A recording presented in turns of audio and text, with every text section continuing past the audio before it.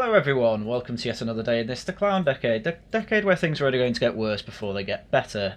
And I'm afraid to say this video is really analysing how even when things are getting better, they're not all going to get better at the same rate, and in some ways, potentially things could even get worse. What am I talking about? I'm talking about the absolute howling, in the most charitable words, communication strategy about Reform's new energy policy. If I were to be uncharitable, I would say these are possibly some of the...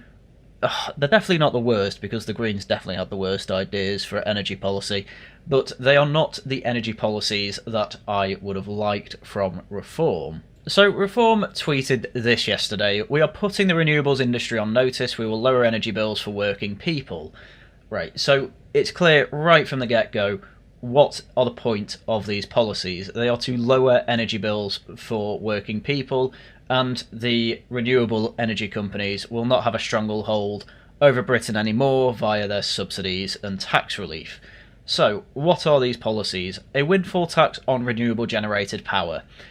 Now, a lot of people might be thinking, what the hell? And initially I was also thinking, what the hell is this about? But realistically, we should have been expecting this. It doesn't make an awful lot of sense to me to put a tax on renewable generated power while they've still got subsidies. Why not get rid of the subsidies, would be my question. And a thing that's even weirder about this is that this is what was in the Reform manifesto. Let me correct myself there, I should have said contract. And I'm not going to lie to you, this was pretty good as far as energy policy went, what they already had in the contract.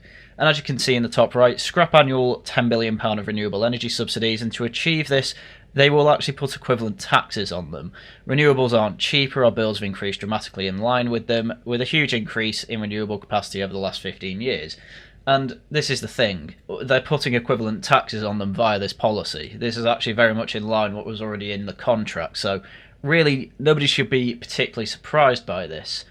As I say, the main issue here is that if they are just following what our contract said anyway, I would absolutely start out this particular piece of policy, or this particular announcement, by saying we're going to be scrapping the subsidies, assuming they're still going to go along with that.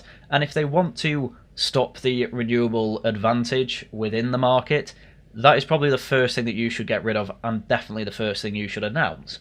Because you can say we're saving taxpayer money by not paying them any more subsidies. It'll be great. The next policy is a solar farm tax on farmers taking the renewable subsidy. Again, this one's a little more direct, and I have absolutely no defence for this one whatsoever.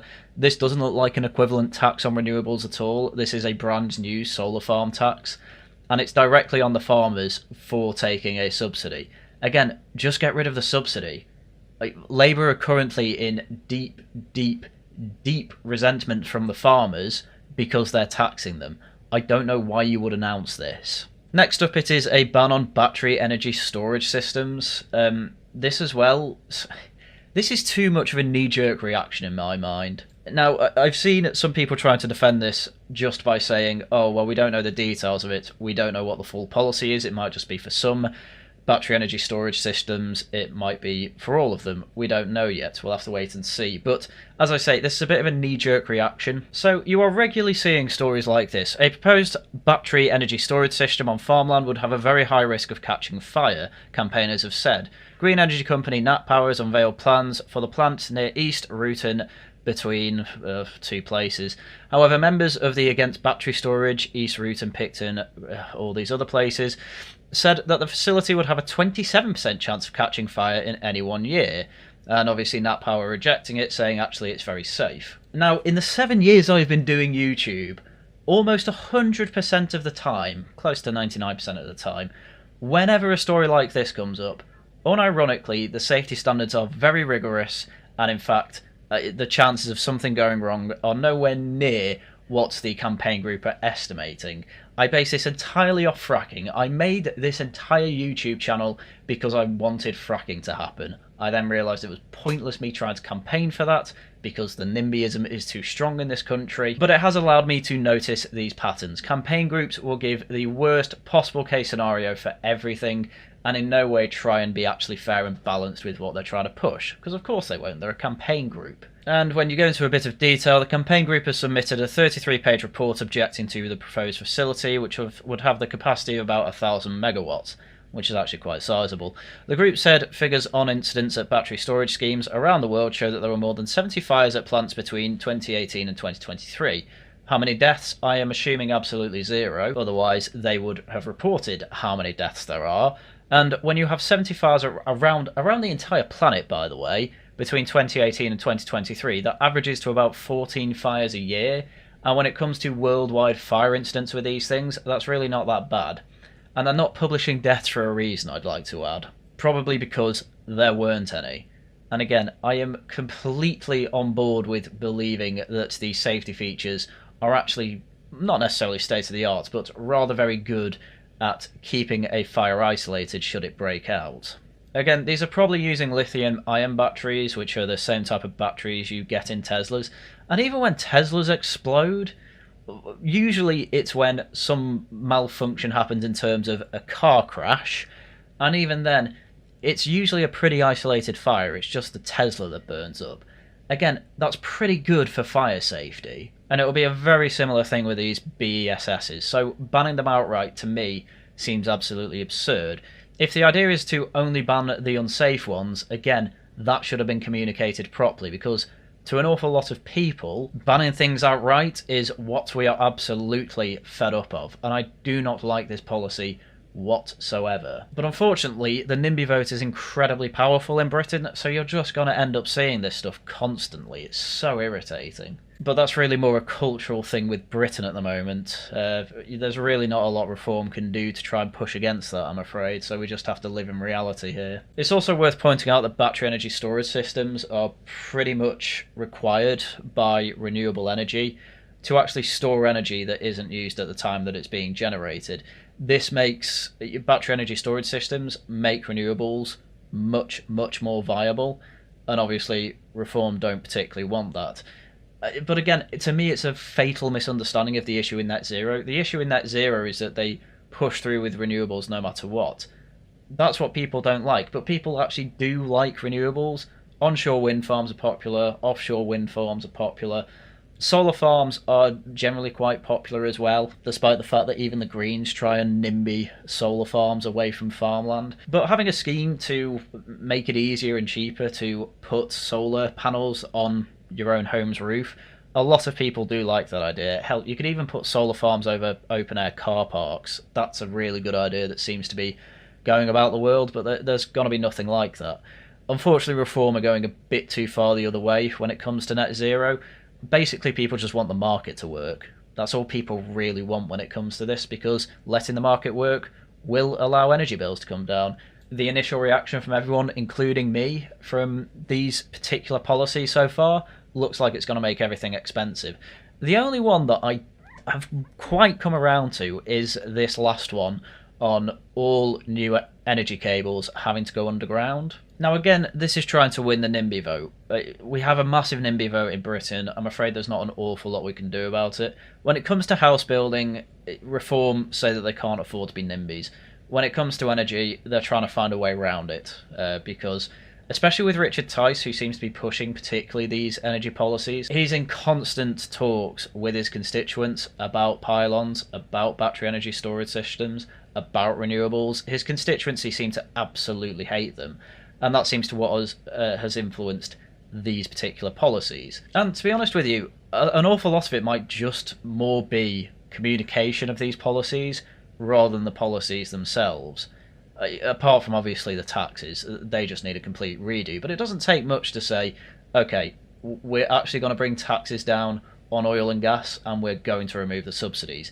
That would be much better than just removing the subsidies and then taxing wind farms, in my opinion. But anyway, as I was saying, with the pylon thing, I actually think this might be the best move for them. Because again, you see constant stories like this. The National Grid facing legal action over its proposals to put a new line of overhead electrical pylons through Lincolnshire. And again, it goes right through Richard Tice's constituency, so he will be on the ball with this. So it's planning to install pylons of up to 50 metres high along an 87-mile stretch between Grimsby and Walpole in Norfolk. Yeah, that is about what you'd expect for a brand new pylon line. Lincolnshire County Council leader, Councillor Martin Hill, said he didn't believe it would be cheaper than putting them on the seabed. It absolutely would be, by the way. The problem is that because there's legal action, it probably actually would be cheaper to put them on the seabed, because you avoid all the court costs then, and barely anyone would care. You might get issues with natural England is the issue, which again, you'd hope that reform would focus on destroying that quango, but instead they seem to be bowing to, to these demands basically. But this is the problem you have with electoral politics. You kind of need these people to be on side to vote for you, and this is what they are doing with this. So long story short, this policy is probably the least worst, but it's the least worst because of completely bastardised incentives to force these cables underground, which by definition are more expensive. I think it's like 5 times more expensive than just putting them overground. It's also easier to maintain cables when they're overground. But NIMBYs have such a stranglehold on the country that, well, this is probably actually the next best thing, unfortunately. You're not going to get reform in and have them defeating NIMBYs. It's not going to happen. Defeating NIMBYism is a decades-long process, I'm afraid. So we're just going to have to take what we can. So, as I say, overall my conclusion on this is pretty howling policy. Pretty poor. Definitely their weakest policy I've seen from them so far. It's not too far away from what they were saying in the contract, to be fair, so we should have been expecting this, really. However, I'm never going to stop complaining that why are you taxing subsidised industries rather than just getting rid of the subsidies? That seems to be everyone's main criticism. And to be honest, I don't think it will take much political capital to just U-turn on that. That'll be fine. Battery energy storage system. If all they want is for those to be safer, that would be much better than actually banning them all outright, which is what this looks like. Because again, that is going to make energy more expensive. There has to be some renewables. I know that Richard Tice absolutely hates them, but he has to be convinced that actually they are quite popular. Renewables are quite popular. They just don't... People don't want them to be focused on and be the only way we get electricity, because clearly it's what's making things cost more. The pylon thing, you have to defeat NIMBYism to win that. It's probably not going to happen. I think that's one we're just going to have to concede. But as I say, far from my ideal energy policy, but realistically, not too hard to fix all this. And these policies are also shared by Nigel Farage as well, so it is quite obvious to me that these are going to be what the policies they are going with going forward. Hopefully they're open to having some changes on them. You know, the election's 4 years away, 3 years away, something like that at this point. They have time to change it, so it's nothing that I'm going to be rescinding my membership over. However, it is something that I would kind of beg them to get someone like Bjorn Lomborg to come in and consult them on, because he really knows the best energy policy out there. I also want to point out that Nigel Farage is saying scrap net zero. That seems to imply that the energy subsidies are being scrapped for renewables. If that's the case, I definitely would have led with that, but for some reason they didn't, so that was a disaster in communication. Zahir Yousaf, Reform Party chairman, has also come out and said renewable companies have feasted on subsidies of £300 per household per year over the last decade, all to offshore emissions to China and India, making the cost of living unbearable for British people. A reform government would put money back in British people's pockets. Again, this seems to be the way forward for reform, which is get rid of the subsidies but tax them as well. Effectively, it seems to be to make up for all the lost money that was made via the subsidies. But again, I think people will practically forego that if they don't tax them and allow their energy bills to come down. I think that would be the preferable option here. But yeah, effectively reforms seem to be on the warpath for renewables. I don't think that's particularly what the British people actually want. I also just don't think it's a good idea if your aim is to bring energy prices down.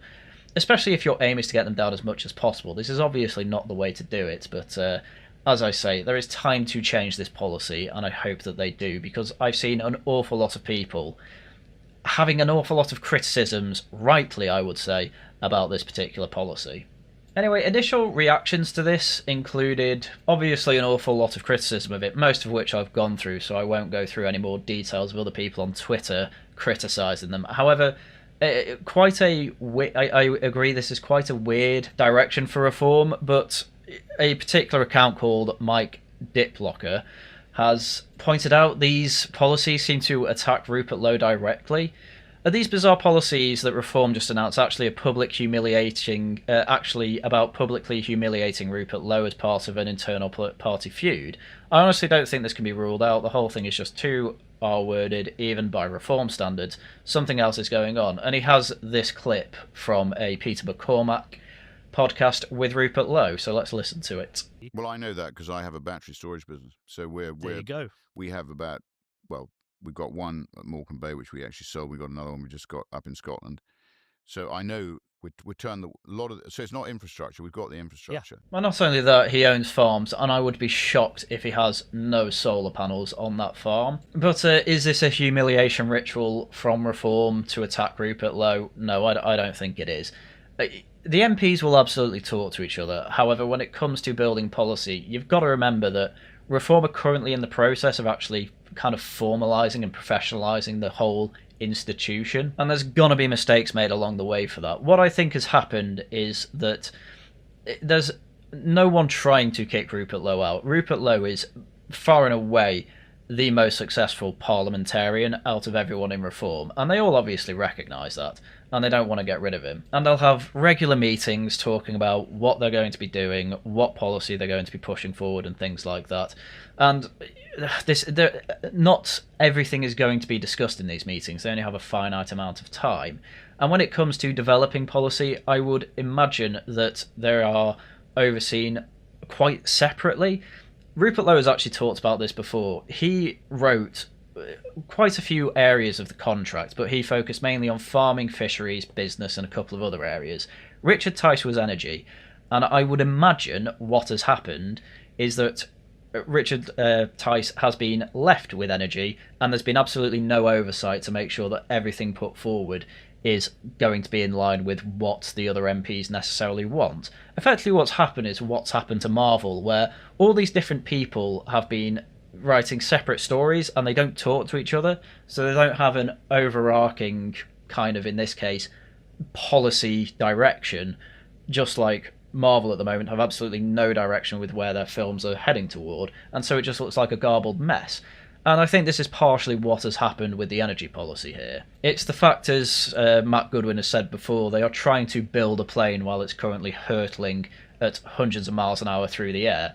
It's quite a difficult thing, and mistakes are going to be made. And as I say, I think that they will look into all these policies again in a year or two's time, and they will change it. For now, they've kind of put it out there, and they are going to have to stick by it. And honestly, people are going to forget about this in like 2 weeks anyway, so realistically, there's no need to knee-jerk and U-turn on this. Just quietly keep backing these energy policies and then quietly change it a year later. That, I imagine, is what their plan is going to be, because it expends less political capital. And they clearly are going to be defending this, because Richard Tice was on GB News this morning defending the policies, and to be honest, giving us more detail about what these policies are all about. So I think it's worth going through. So take it away, Mr. Tice. Well, obviously Reform UK wants to scrap net stupid zero overall, but as part of that, we're saying that these huge subsidies, we've got to reclaim those, so we'd put a windfall tax on all renewable energy generated. So already I would say that this is much better communication of, one, the point of the policy, and two, clearly they are going to be getting rid of these subsidies, because the way he words it there, they want to get rid of net zero. That does just mean the subsidies. And then phrasing it as, we want to reclaim all the subsidies that was given to them, effectively by taxing it back off them. Yeah, I understand the logic. I just think it's going a bit over the top, and if your aim is to reduce energy bills, this isn't the way to do it, frankly. But already this was much better communication of the point of the policy than the initial tweets, so at least I can say that. Still bad, though. No one wants more ugly pylons on our countryside, blighting our environments. Well, specific campaign groups and boomers don't, but I'm of the opinion that I really don't mind pylons. I'm so used to seeing them in the countryside, I don't know what to tell you. But then again, the real reason that they're putting pylons underground, which is to avoid the court costs for the national grid, that's not exactly a great thing to say on TV, because the easy counter to that is, well, why don't you just say we're not allowing you to take it to court? And well, Reform won't want to lose those NIMBY votes. Again, NIMBYism is incredibly popular. it's going to take decades of a culture war to change that, and it's just not on anyone's radar at the moment. I've basically given up trying to convince NIMBYs otherwise, but I do still do it to point out that yes, I am still a YIMBY. So we've got to force National Grid to put the cables on the pylons that are proposed, put those underground. It's actually as economic. I mean, I don't have specific numbers to hand, but the only reason it's as economic is because it avoids the court costs, but he's not going to say that. If it was to the free market and there was no such thing as a NIMBY, pylons would obviously be cheaper, both to actually build, because putting cables underground is quite expensive just from all the digging alone, and to maintenance costs. To maintain underground wires, you have to dig it up. You know, a lot of the time it would be under roads, so you'd have to dig up the road as well. That costs an awful lot more as well. It's just not entirely true, but Richard Tice is a politician, so I expect him to tell the truth rather than the truth. But there's the truth and the truth. Anyway, Mr. Tice is then asked about why he's putting forward a windfall tax on renewable power, because surely that's just doing harm, especially to energy bills. Massive harm, because renewable power requires huge subsidies, over 10 billion a year. That's about £300 or £400 per household per year. Well, yeah, so just get rid of the subsidies. You really don't have to take revenge on the renewable energy companies. I don't see the point in that. Contrary to what we've been told by the eco-zealots, actually renewable energy is costing more. I mean, it is a funny one. Technically it is the cheapest, but it's only the cheapest when the wind is blowing and the sun is shining. The rest of the time it relies on, well, oil and gas. But this is the point of the battery systems. They can store energy as well, but then what happens if you have a prolonged period of no wind and no sun? Well, then you absolutely will need nuclear or oil and gas. Totally fine, totally understand it. Just get rid of the subsidies then. You don't need to tax them to oblivion. Just take the tax off oil and gas. That'll bring down cost for them as well, bringing down energy bills. And I love it when people say, oh, they won't bring down energy bills because you're used to paying more now. No, they will do. I have literally had emails telling me when my bills are going down, so it obviously does happen. It's a basic, simple premise. Renewable plus backup must cost more than backup. We've all been ripped off, we've been misinformed, we've got to stop this nonsense. The only way to bring bills down is to lower the cost of living is to scrap net zero and scrap these huge subsidies that are paid to the renewable industry. Yes, but unfortunately, Mr. Tice, you were asked specifically about the windfall tax, and so you really should keep on the topic of, oh yeah, we're doing that to try and actually reclaim all these subsidies that we already paid, which again, I can understand the logic to, I just don't think it's necessary. Anyway, the GB News hosts then point out that there was a Conservative policy research group that effectively said that pulling the rug on all these energy companies, even if they are renewable, will just raise up prices because uncertainty goes absolutely through the roof. All of a sudden they have these extra taxes to pay, all of a sudden they don't have these subsidies that they get anymore, and it's going to cause a lot of uncertainty in the sector. And Eamon Holmes also says, well, why can't we just have both? Why can't we let effectively the market decide between what is better off, renewables in this area or oil and gas or nuclear? Which is pretty much what people want. People want the cheapest energy bills that they can have. They don't care about net zero anymore because basically everyone's got poor over the last few years. And what's the best way to get the cheapest energy? Well, the market will eventually work that out. And Richard Tice is usually a believer in this, but he just seems to have a vendetta against renewables. A vendetta that, to be fair, I can understand. I just don't think it's good public policy. Well, that's why the Conservatives got thrown out last year. They imposed the stupid net zero on the nation. That's why electricity bills have soared in recent years. That's why, sadly, they're going to go up again in April. The Conservatives are completely out of touch on this. We're the only party that knows how to bring down the cost of living, the cost of bills, by getting rid of these huge subsidies. Again, this is the really odd thing with this interview. He keeps actually deflecting back to getting rid of the subsidies, which I'm totally all for. I just don't know why that wasn't the main messaging of this policy announcement. From what people saw on Twitter and what everyone's talking about, nobody really understood that they were getting rid of the subsidies. That's one of the big things I'm seeing.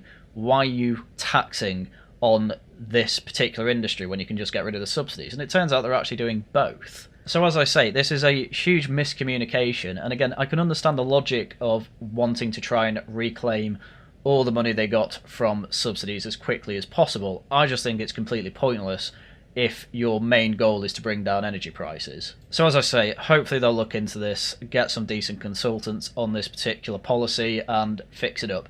I don't think it's actually... When I initially saw these policies, I thought they were, frankly, a disaster. The more I'm talking in this video and the more I'm thinking about it, the more actually you can probably have some minor tweaks here and there, and that would largely fix this. A big issue, especially with the windfall taxes, is one, you don't need them, but two, the communication that the first thing you should say is, we're getting rid of net zero subsidies. People would celebrate that. Just look across at America. Their electricity is about a quarter of our price. Why? Because they're using homegrown gas from America. We've got loads of gas, shale gas, oil. We should be using that. That's how you bring the bills down. That's how you grow the economy. You may have seen the economic growth figures out this morning. Yeah, awful. Another desperate quarter. Per person, we're now in the third year of recession. He finished off that interview pretty well with that point. Yes, fracking, North Sea oil and gas, that is obviously the way to go. Doesn't mean completely shutting down renewables, though. There is a place for renewables in the current energy system we have. Obviously there is. People are willing to pay to have solar panels on their roof. There is clearly a place for renewables here. So this is a thing I would plead with reform. Please take another look at this policy. Don't try and take revenge on renewables. Instead, just level the playing field like you originally said in the contract. Don't bother putting a windfall on, just take the windfall off oil and gas and things will be absolutely dandy and people will be paying probably about half the price they are currently for energy bills. I've pulled that from absolutely nowhere, but it sounds good, doesn't it? So anyway, I think that'll do it for this video in terms of shilling. Videos are as and when I can make them, obviously. I'm probably actually going to do a little bit of a gaming stream tomorrow, because I do have the evening free. Saturday, it is Laughing at the Guardian with some whamming. I am having my lovely lefty brother on, because he wants to be on and the audience wants him on, so there you go. If you don't turn up for it and give me loads of super chats, I'm going to be well annoyed at you, but whatever. Speaking of which, if you really want to help the channel, do super chat and super thanks, or do become a member. You get access to all the old Laughing at the Guardian streams if you do that too. If you don't think I deserve money though, which I totally understand, you can always just subscribe, like and leave a comment. Those are really good ways to up my video in the algorithm. I realised I skipped a bit of shilling as well. Next Monday we're finishing off the Antiquity Peloponnesian War series, talking about Sparta being destroyed by Macedon. Then on Wednesday we will be having a Tosh Talks, the topic for which will be in a poll over on the Worcester Club, so if you want to get involved in that, do join the Worcester Club. And then videos out as and when I can make them next week. Right, with that, that's everything I had for you for today, so once again, thank you very much for watching, and until next time, goodbye.